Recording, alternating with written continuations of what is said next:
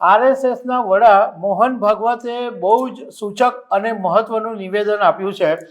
એમણે એવું કીધું કે નવી પેઢીને આદેશ નહીં આપો, એમની સાથે વાતચીત કરો।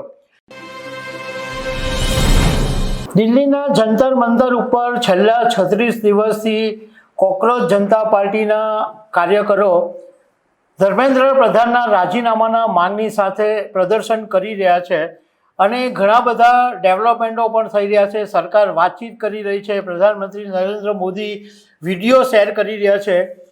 એવા સમયે રાષ્ટ્રીય સ્વયંસેવક સંઘના વડા મોહન ભાગવતનું એક નિવેદન સામે આવ્યું છે અને આ નિવેદન ખૂબ સૂચક છે અને એને કારણે રાજકારણની અંદર ચર્ચા પણ શરૂ થઈ છે। તો આના વિશે તમારી સાથે વાત કરીશ। મારું નામ રાજેશ શાહ છે અને તમે જોઈ રહ્યા છો ગુજરાતના સૌથી મોટા ડિજિટલ પ્લેટફોર્મ ખબર છે.com। પેપર લીકના મામલે વિદ્યાર્થીઓનું આંદોલન આખા દેશની અંદર ચર્ચાનો વિષય બની ગયું છે। સોશિયલ મીડિયા, રાજકારણ, બધી જગ્યાએ આ વિદ્યાર્થીઓના આંદોલનની ચર્ચા છે। એવા સમયે દિલ્હીમાં આરએસએસના વડા મોહન ભાગવતે બહુ જ સૂચક અને મહત્વનું નિવેદન આપ્યું છે। એમણે એવું કીધું કે નવી પેઢીને આદેશ નહીં આપો, એમની સાથે વાતચીત કરો। આપણે મનમાની કરીશું, પાવરથી બધાના માલિક બનીશું, એવું ન થઈ શકે, એવું ન ચાલે। મોહન ભાગવતે કીધું કે આજની પેઢી એવી છે કે ઘણા બધા સવાલ પૂછે છે અને આપણે એમને આદેશ આપવાને બદલે એમની સાથે સંવાદ કરવો પડશે।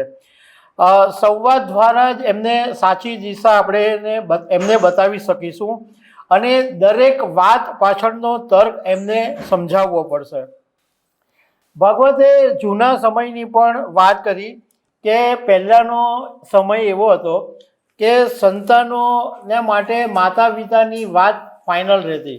માતા પિતાએ એકવાર કહી દીધું એટલે એ ફાઇનલ, પછી એમાં કોઈ સવાલ જવાબ આવતા નહોતા। અને એમણે કીધું કે આપણે જ્યારે નાના હતા ત્યારે માતા પિતાએ એકવાર કહી દીધું એ પછી માની જ લેવું હતું। કોઈ ચર્ચાની, કોઈ પ્રતિક્રિયાની, માત્ર શ્રદ્ધા અને વિશ્વાસ। પણ હવે સમય બદલાઈ ગયો છે। આજની પેઢી એવું માનતી નથી। આજની પેઢી સવાલ પૂછે છે અને એમના દરેક સવાલનો તમારે એમને તર્ક સમજાવવો પડે છે। જો તમારી વાત એમને ગળે ઉતરશે તો જ એ વાત માનશે। બીજું એમણે એવું કીધું કે નવી પેઢીને આજે પોતિકાપણું આપવાની જરૂર છે, એમને સમય આપવાની જરૂર છે અને સૌથી વધારે જરૂર છે એમની સાથે સંવાદ કરવાની। પહેલાંનો સમય એવો હતો કે માતા પિતા બાળકોની સાથે બેસીને શાંતિથી વાતચીત કરી શકતા હતા, પરંતુ આજે પહેલાંની સરખામણીએ બાળકોની સાથેનો સંવાદ છે એ બહુ ઓછો થઈ ગયો છે। તમે બાળકોને સાંભળશો તો જ એમને સાચી દિશા મળશે। બીજું એમણે એવું કીધું કે જો સમાજમાં લોકો તેમના જીવનની સારી અને પ્રામાણિક ઉદાહરણ રજૂ કરશે તો તેની અસર નવી પેઢી પર પડશે। નવી પેઢીને બોલ બચ્ચન પસંદ નથી। તમે બધા એક્ઝામ્પલ આપો, આ કરો તે કરો, પણ તમે તમારી જિંદગીમાં કંઈ કરીને નહીં બતાવો તો એ વાત નવી પેઢીના ઘરે ઉતરતી નથી।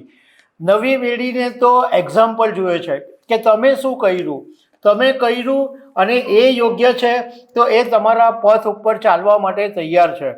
અને નવી પેઢી એવી છે કે જો એમને એવું લાગે કે આ વ્યક્તિનું જીવન બહુ જ સારું છે અને એ બેસ્ટ એક્ઝામ્પલ છે તો એનું જીવન એના માટે સમર્પિત પણ કરી શકે છે।